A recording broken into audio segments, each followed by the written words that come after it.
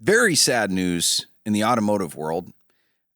Pitt Race, which is a fantastic track facility outside of Pittsburgh, Pennsylvania, in Beaver Falls or Big Beaver, whatever they call it. That's a very Pennsylvania city name. Yeah. Yes, it is. Just add Berg on the end of it. Yeah. You got Pennsylvania. Beaverburg. Big Beaverburg. It's sold to a developer, or it is in the process of sale pending zoning approval, because we've talked with Dan from savepittrace.org about some of the finer details of this transaction, and it is still pending through the city council, and it has not been 100% approved. And on the the county website, it does not show the transaction yet. So our guess is that the funds are in escrow pending the approval of this sale. But high level overview: the owners of the facility bought it in, I believe, 2001. They've put a ton of money into it, added buildings, added a skid pad, karting track, added another 1.5 miles, I think, of track to it. It's become a world-class facility. I would argue it's the best facility in the Great Lakes region. Mid-Ohio has more history to it, but the facility itself is it's aged a bit. Could use a bit of a new coat of paint. Yes, and then some. And I think it got a new coat of paint, but it still has pine paneling in the VIP suites. So yeah, it's a 400-acre facility.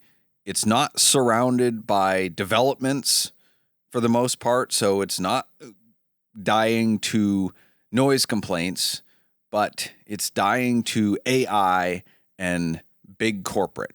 So the alleged price for this track is $110 million, which is far more than it could conceivably be worth as a racetrack itself, because racetracks are passion projects. It's very, very difficult to make money at them, and the liability is tremendous. You put the Armco in the wrong spot and a freak accident happens, and then you get sued because the Armco was in the wrong spot. And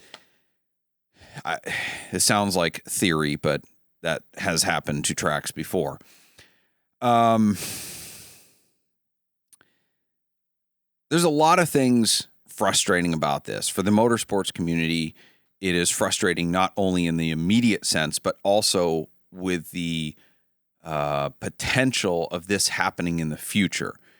One of the points that Dan made is that racetracks are not generally popular with their neighbors. It's an environmental concern. It's a noise concern, tire disposal, fluids, et cetera, et cetera.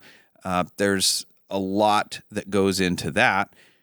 And the data centers are not typically popular either. So they potentially see racetracks as an easy target of, okay, well, they already have, special use zoning or conditional zoning. They're already a nuisance.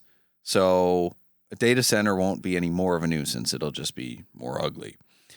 And, make it so that the local power grid is overstressed and people have constant blackouts and brownouts. And there you go. Ugh. And that's the problem, is racetracks are generally good for their communities. They are employing local people. They are giving back to the community in the form of, investment or events. And they're bringing people to that location. They are bringing people in. That is where revenue comes from. You ask any city council person or treasurer, and, large developments don't typically bring in money. People are a drain on resources because they've got to have schools and buses and everything, and then deal with the traffic and increase their infrastructure. Large companies aren't always a benefit because they give them tax abatements. But boy, when you bring in money from outside, that's great for your community, and tracks do that. It is kind of amazing to me. I went to Watkins Glen this year for the first time to see the IMSA races. Fantastic track. It was so cool to see it in person after driving it constantly in video games for like ever since I've, I don't know, played racing sims. There is stuff around there that's just called like, now Watkins Glen is a state park, but there's so much stuff that is themed towards the people who are passionate about some kind of motorsport coming to stay and participate and spend their money there. Mm-hmm. And it's cool to go see the different, the different areas of the country as well. And now this is just kind of an area that's going to be another building that probably employs like 5 people because the whole thing is run by computers. Yes. Contains computers. But it is a strain on, like you said, the local power grid. Oh, God. You think a place where a racetrack could be is going to have great power infrastructure? Let me tell you. Yeah. It's a strain on the local water supply. There's an engineer testifying at the city council meeting tonight as we make this recording. There's actual smart people that have done research and reports about this, and he's looking at a place in Virginia where they did a data center alley and looking at the massive increase in power costs and water costs for residents and decrease in water pressure where they're just taking all the resources and residents are getting priced out. So, and this is also that when you search on Google, you get a BS AI response, or people can make photos of you look in Studio Ghibli style for some stupid reason. And there's a great report on the Save Pitt Races website as well that's talking about why this data infrastructure is like going to be obsolete. Like it's almost making itself obsolete because like if you think about how big computers were 50 years ago and how terrible their computing power is, and now we have everything on an iPhone. Same thing with the AI data centers. The processing is getting more efficient. It's reducing its energy consumption massively, its size. So we don't necessarily need these massive data centers. They may be actually phasing themselves out. And by the time some of these places get built, they won't even need them anymore. So on the one hand, they are currently a massive drain on our resources. On the other hand, you have, well, what if we give up a historical site to a massive data center? The other possible problem is after it's done being a massive drain on resources, you don't even need it anymore. And it just is this big eyesore and you've lost something you can't get back. You can't get a racetrack facility back after you've raised it and put a box there. One of my favorite things about Pitt Race is the elevation change. They're probably going to level that if the building is going to go there. You can't really build on unlevel ground. So like the environment itself will be forever changed. This is anecdotal, so correct me if I'm wrong, but this came from my wife whose anecdotes are typically accurate. She doesn't often need to be fact-checked, but she told me that Lordstown, which is famous for the Chevy Cobalt factory and a town that relied totally on it. It's basically a trailer park and giant factory. Yeah. And it's interesting on the interstate to drive. It's on the interstate. It is a giant, ugly factory, and it decimated the economy when they shut it down. There's been a number of scammy EV companies to come through there. And like that economy needs, quote unquote, reinvigorated. That they need to do something with that building. Now, again, it's not necessarily going to employ a bunch of people, but if any place you would put a data center and it wouldn't change things very much, it would be Lordstown. And their council voted against it. Their planning commission, zoning board, whatever, voted against it. So they didn't want it there. But a place like Pitt Race, that's amazing. They're going to let one go in there and ruin something great. It's just awful. And there's allegations that there's shadiness going on behind the scenes because of how the zoning rules are written. And it's actually not going to the zoning board because certain laws were changed in advance of this such that the city council can maintain control of this whole process because the zoning board in Beaver Falls is apparently against this. Okay. but they don't have a say on it because things that were already changed a little while ago recently on the city council level. So there's some allegations of potential corruption there too, which wouldn't be unheard of for a city council. Can we say Twinsburg? Anyone? So it's just the whole thing smells, and it really stinks. Like, listen, I get it that the owners probably want to retire and they have a big paycheck coming their way. But there's also supposedly other people who are willing to pay a bunch of money to also keep it a racetrack. Maybe they couldn't match the offer of the data center. They probably couldn't, because there's a whole other thing with the finances of the whole AI data center industry that is like kind Carvana. of like, yeah, it's like, what's the thing that eats itself? The Ouroboros or whatever? Or I don't know. There's like the dragon that's eating itself. It's like kind of, where's this money coming from? It's all hype. It's all vibes. It's all VC investment, and it's going to have to like dry up at some point. Yeah. So anyway, allegedly the sale is not complete. However, they're already listing everything there for sale via Kiko auctions, including such things like they've got the Ford Tauruses, or Ford Crown Victorias with the push bumpers that they use for, driver training. They've got the fire trucks. They are also listing 9 miles of Armco. They're listing the urinals, the stalls in the bathrooms. I mean, they are selling absolutely everything. The owners are trying to squeeze every last cent out of this place, which to me is just a bad look. I understand, sell the signs, sell the memorabilia, sell the cars, but like, you're selling the guardrails and the urinals? Yeah. Really? That feels weird. It's weird. There's a photo of a washing machine in here. It's got a Pitt Race sticker. You might have thought it would never happen, but Switchcast is endorsing a transport company. Whether you're moving a rare collectible, a high-end sports car, or your personal luxury vehicle, Shaughnessy Overland Express delivers with precision, privacy, and respect. This isn't just transport, it's white glove care from pickup to delivery. For over 14 years, they've earned the trust of collectors, enthusiasts, dealers, and owners by offering unmatched service and personalized attention. You'll work directly with their experienced in-house team, ensuring a smooth and private experience without middlemen or surprises.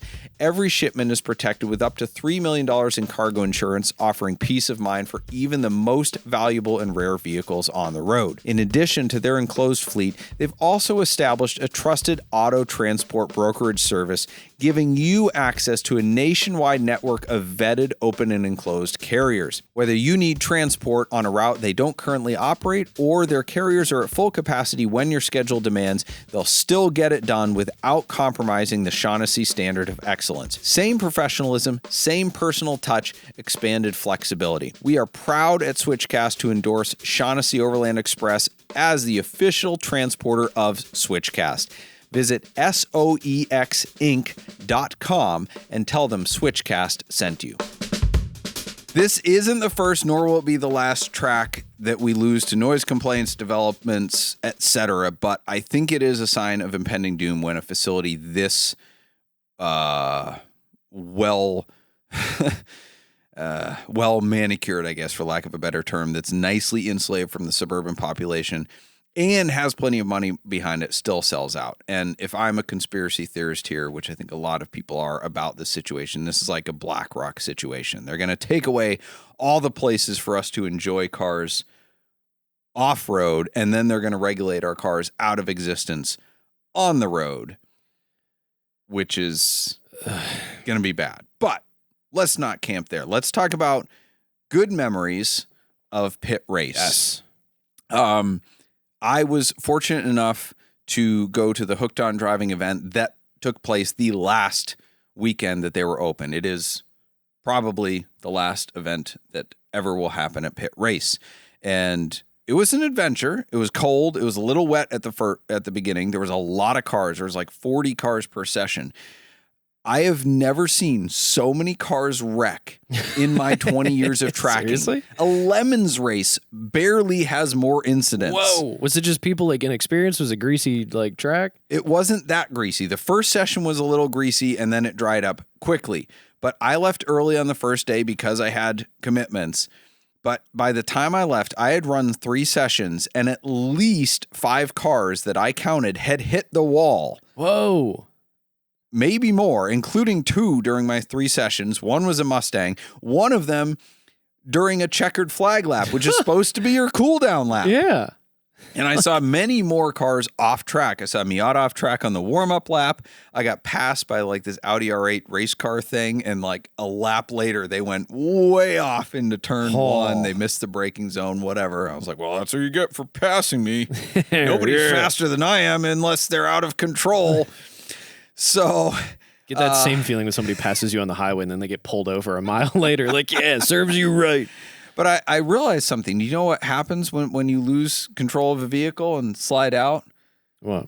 I fought the yaw and the yaw won. Next. So I don't know how many more crashes happened because the next day, the Sunday track day was like super rainy, but like it was almost every session was delayed or ended early because somebody hit the wall. It was Nice. I've never seen anything like it. Never seen anything like it. But the crew was great. They cleared them quickly. They got everybody back out on track. But we've had some great other memories there. I've been going there about 20 years. Tyler, have you run I the have track been there? once. And It was awesome. This was the first time that I had ever driven a Porsche. And the first time I had ever driven a GT3, but so it was like, 2017 or something like that. I didn't even have my 911 yet.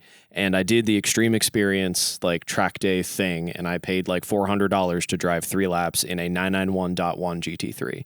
And the moment of stepping out onto the track to get into a Porsche is seared into my mind as like such a, like, oh my God, I can't believe I'm doing this moment. Because I had dreamed of doing something like that my whole life. And thankfully I'd like played enough racing sims that I sort of knew what I was doing. And like the instructor guy like didn't tell me to do it. He's like, no, just like go for it. You know what you're doing. And I felt really cool. I was like, all right. I was like, and I didn't spin. It's really because if he tries to tell you anything, you're not going to listen anyway. So they've just given up. They're like, yeah, it's fine. But I did get to I matted it on the straightaway on after the last turn, which was a glorious experience for somebody who had driven a Buick Century and a Sable wagon is my only cars at that point. So that's awesome. Very fond memories in my heart. The first time I was ever there, it was I looked up the photos. I still have them. It was with it was a bunch of college students, and it was with our friend's mom's Mercury Sable. Oh, nice. Yes. And our Audi other roll. friend, Audi A4. Yeah, it was great. We have 4 people in the Mercury Sable doing the autocross course. And then I had my first off-track spin there, turn 1, which that turn, doesn't exist anymore because they have the longer track. But yeah, turn 1 of the shorter track, I guess the North track or whatever it's called now. Yeah, went way off, and somebody has a picture of me like full sideways, dirt flying, all that. Really? We can't find it, but there is a picture. And then I think that same day, a friend of mine went, and he wasn't registered for the track day, but they do the lunchtime parade laps where you don't have to wear helmets. Like anybody can go out in any car, pickup truck, whatever, and it's a lead follow. There's no passing. There's no tire squealing. Like you're going normal road speeds. And I rode with a different friend in an NSX, and I threw the keys to my buddy for the S2000. Well, he didn't know the rules, so he goes screaming by everybody down the straight. And then whatever. So we come in, and then he's still out there, and we just hear like, I'm just waiting for the. You're like, that's my car. Never happened, but he spun out. He spun out on the parade laps. That's amazing. Oh man, yeah. I also did a pit maneuver during the Lemons race entitled Pit Maneuver. Oh, no, did you do this on purpose? No, but it was lap traffic. There was a Class C car. We were Class A. I was chasing another Class A car down. We were going through the kink, and this Class C car had been all over the place the entire race. Like they outside, inside, just picking random places on the track to the point where every time I got around them, I'm like, I'm scared to pass them because they're just so wild.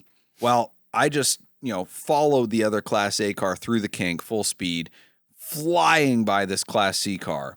They decided that they were going to take the apex, which it was technically rightfully theirs because they were ahead, but they were lap traffic.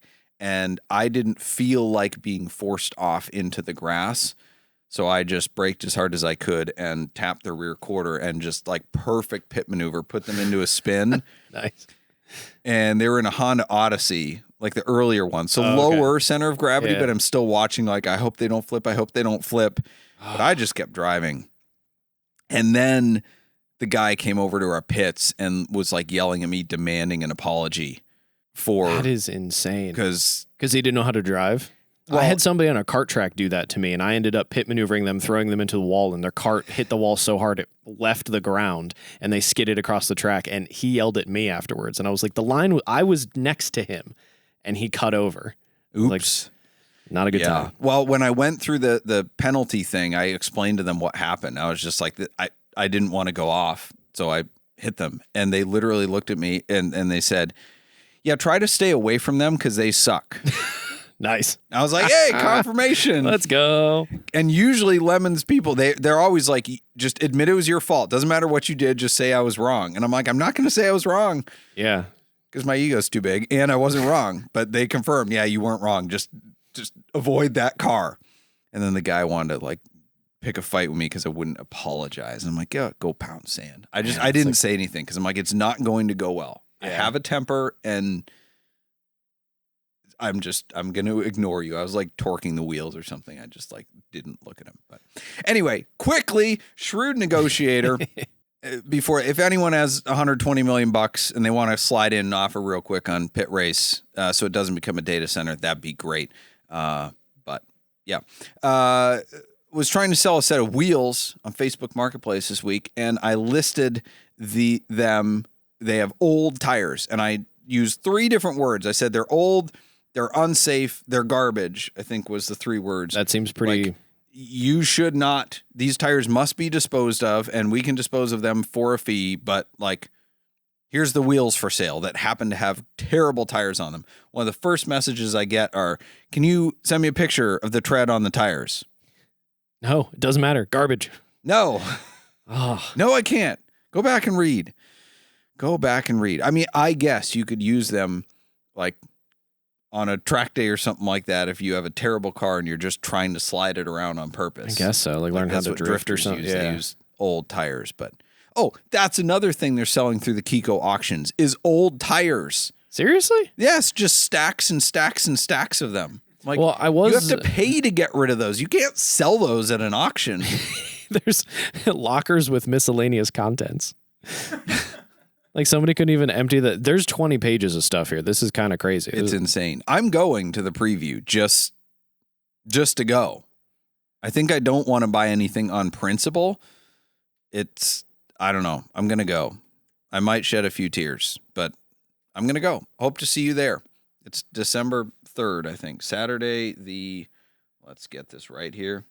2 tables with chairs, no contents. Saturday, December 6th. Yeah. Or we could all just go protest. It's not going to do anything, but we could go protest. Anyway, that is a wrap, both on this episode and maybe on Pitt Race, but maybe not. Maybe there's a Hail Mary in there somewhere. Go check out savepittrace.org. Support them, support their efforts, and learn so that maybe it doesn't happen to other tracks as well. The Sheffield brand was recently revived by Jake Turkbus, an owner of an original Sheffield all-sport diver he received from his parents in 1970 when he was just 11, beginning his love of watches. As an adult, Jay used his extensive expertise in product development and marketing to revive the brand that started it all. He set out to develop watches with a high level of quality and specification at a value price. His first effort, and a successful one, on July of 2023, was the debut of the Sheffield All-Sport Diver 1. It had the kind of build and movement that much more expensive watches use, and his debut price of $108 was equivalent to the $13 his parents paid in 1970. Since that debut, Sheffield has expanded to a wider range of automatics and chronos, many designed around vintage Sheffield dials of the 60s.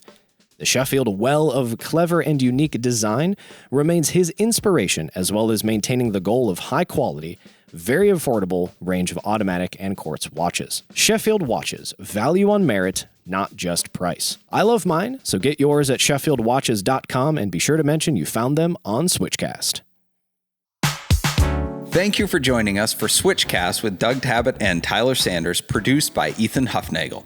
Switchcast is an automotive entertainment and opinion show, and nothing we say should be taken very seriously. We do not give tax, investment, legal, emotional, or professional advice, and the only licenses we hold are driver's licenses. The opinions expressed on this show are exclusively held by the people pontificating at that moment and do not reflect the values of our producers or sponsors. Our theme music is provided by Emily and Ivory. You can stream their full album on Spotify or SoundCloud. If you like this show, you can stream it in its entirety on your favorite audio podcast platform. Check out switchcast.live for more info.